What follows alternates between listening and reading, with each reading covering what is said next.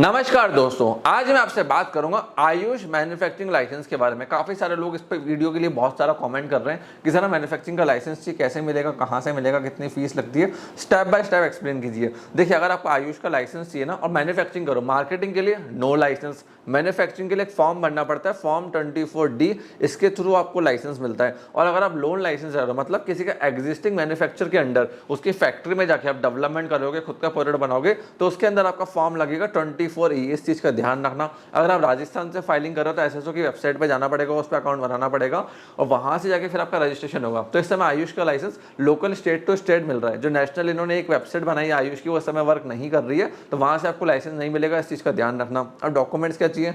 Ownership या partnership deed होनी चाहिए। 1250 स्क्वायर फीट का एक आपके पास इंडस्ट्रियल एरिया होना चाहिए। इस चीज का ध्यान रखना। कंपिटेंट टेक्निकल स्टाफ होना चाहिए। आयुर्वेद डॉक्टर जरूरी, आयुर्वेद डॉक्टर जो सर्जिकल हो, सर्जरी कर सके डिग्री के साथ। केमिस्ट चाहिए, बीएससी वाला है, फार्मेसी वाले 2 जने चाहिए और एक बोनेटिस्ट चाहिए। वो किस लिए चाहिए होता है? जो ये बॉयलर वगैरह इन सबको मैनेज करेगा, उसके सर्टिफिकेट्स भी आपको चाहिए होते हैं। फिर आपको इन सबके अगर ऊपर वाले लोग जो मैंने बताए 3-4 लोग आपके यहाँ नहीं है, तो आपको इनको हायर करना पड़ेगा, ऑन रोल लेकर आना पड़ेगा।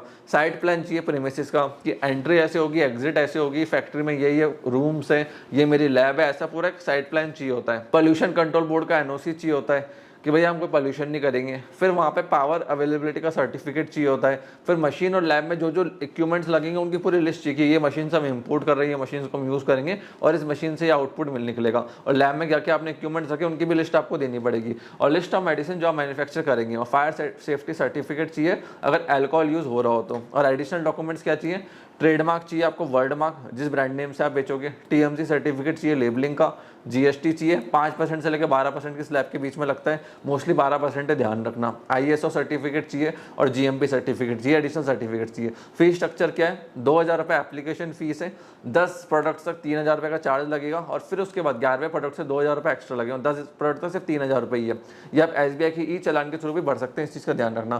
प्रोसेस फॉलो क्या है? आपका एप्लीकेशन ऑनलाइन सबमिट होता है एसएसओ की वेबसाइट पे, फिर जॉइंट इंस्पेक्शन होता है आपकी फैक्ट्री की प्रीमिसेस पे, पूरी ऑडिट होती है। कंप्लायंस अगर प्रॉपर नहीं होते हैं तो सर्टिफिकेट आपका उसमें ऑब्जेक्शन डाल देते हैं, रिजेक्ट नहीं होता है। पहले आप सब कुछ ठीक करके वापस अप्लाई कर देते हो तो आपको ग्रांट हो जाता है, नहीं तो फिर वो रिफ्यूज़ कर देते हैं। पूरे प्रोसेस में अप्रॉक्स 30 डेज से लेकर 90 डेज तक का टाइम लग सकता है। अब इसकी वैलिडिटी कब तक है?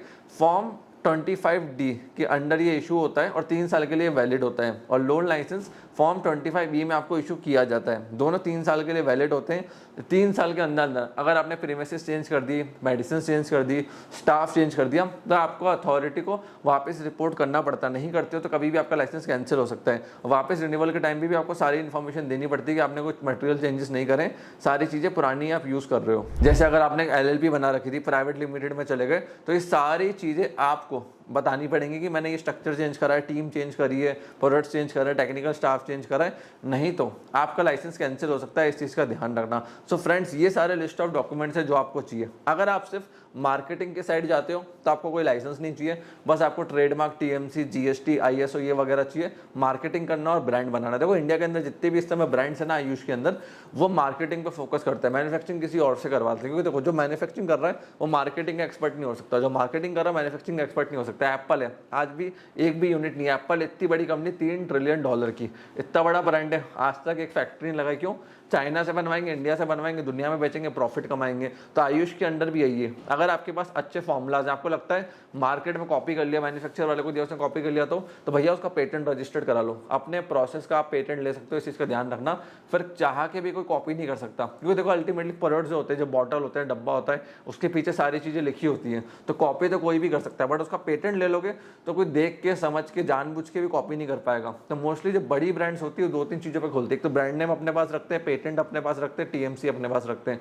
बाकी जो रिपीटेबल काम है मैन्युफैक्चरिंग का, वो आउटसोर्स कर देते हैं। मामा अर्थ, एम कैफिन, जितनी बड़ी ब्रांड उठा लो आप मार्केट के अंदर, 99.99% कोई भी मैन्युफैक्चरिंग में नहीं घुसते हैं।